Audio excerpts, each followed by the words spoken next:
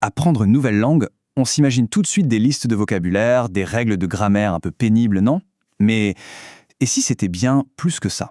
Si c'était en fait une porte d'entrée vers une toute nouvelle façon de penser, de structurer ses idées et même de voir le monde.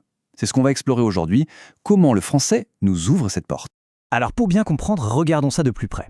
Voilà une page typique d'un manuel de français pour étrangers. Et là, on voit des mots comme liberté, égalité, tolérance. On est bien loin de la leçon classique sur comment commander un croissant à la boulangerie. Ici, la leçon, elle n'est plus seulement linguistique. Elle devient carrément philosophique. Ok, alors, comment on passe de la conjugaison du verbe être à un débat sur la morale? Eh bien, il y a un moment assez précis dans le parcours d'apprentissage où tout bascule. Figurez-vous qu'en analysant pas mal de manuels, on se rend compte que ce tournant, il arrive très souvent autour de la fameuse leçon 7. C'est un peu un rite de passage, le moment où on demande aux apprenants de laisser de côté les sujets concrets du quotidien pour plonger dans des concepts beaucoup plus abstraits. Et attention, ce n'est pas du tout un hasard. Cette progression, elle est super bien pensée, très planifiée, dans ce qu'on appelle le FLE, le français langue étrangère. C'est un système d'enseignement très structuré qui accompagne l'apprenant pas à pas vers cette complexité. Mais quel est le but de cette approche? Eh bien, une de nos sources le résume parfaitement. Ici, la langue devient morale, presque philosophique. Le français aime ça. Voilà, c'est dit. On touche du doigt une spécificité culturelle française, l'idée que pour bien maîtriser la langue, il faut être capable de débattre des idées. C'est indissociable.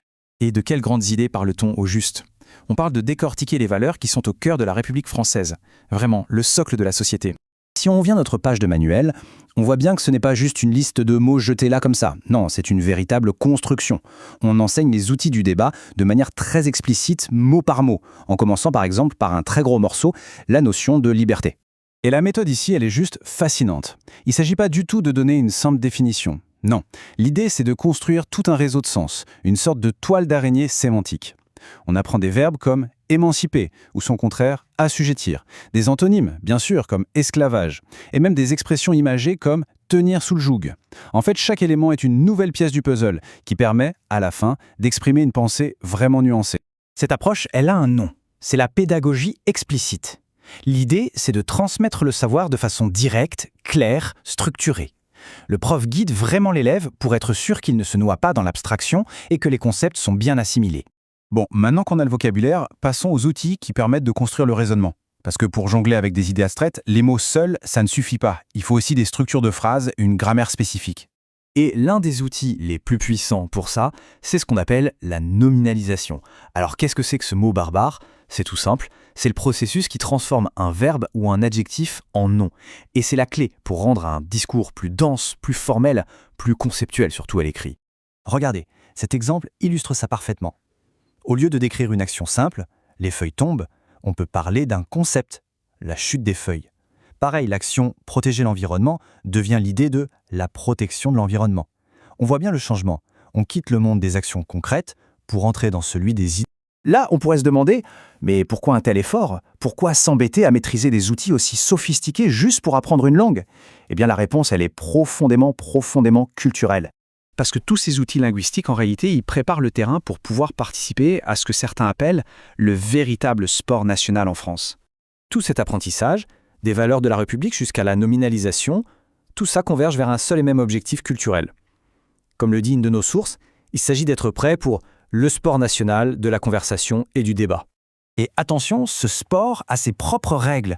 Il faut aimer le débat d'idées, savoir manier la répartie, vous savez, cette capacité à répondre vite et bien. Il faut aussi accepter la nuance et même la contradiction. C'est une pratique sociale qui est vraiment ancrée dans l'histoire de la République, de la laïcité, où l'on peut discuter absolument de tout, à condition de le faire avec les formes, avec la finesse que la langue permet. Et tout ça nous amène à une idée assez vertigineuse. Apprendre une langue, au fond, c'est apprendre une nouvelle réalité, une nouvelle façon de percevoir les choses. Au final, ce parcours nous le montre bien. Maîtriser le français à ce niveau, ce n'est pas seulement apprendre à communiquer, c'est bien plus. C'est adopter un mode de pensée qui est propre à cette culture, un mode de pensée à la fois critique et philosophique. Cette idée, elle fait étrangement écho à une phrase de l'écrivain Guy de Maupassant. Pour lui, les grands artistes sont ceux qui imposent à l'humanité leur illusion particulière. Ce qui nous laisse avec cette question pour la route. Si les artistes nous imposent leur vision du monde à travers leur art, comment la langue que l'on parle tous les jours, notre langue, façonne-t-elle la nôtre? Comment façonne-t-elle notre propre illusion du monde?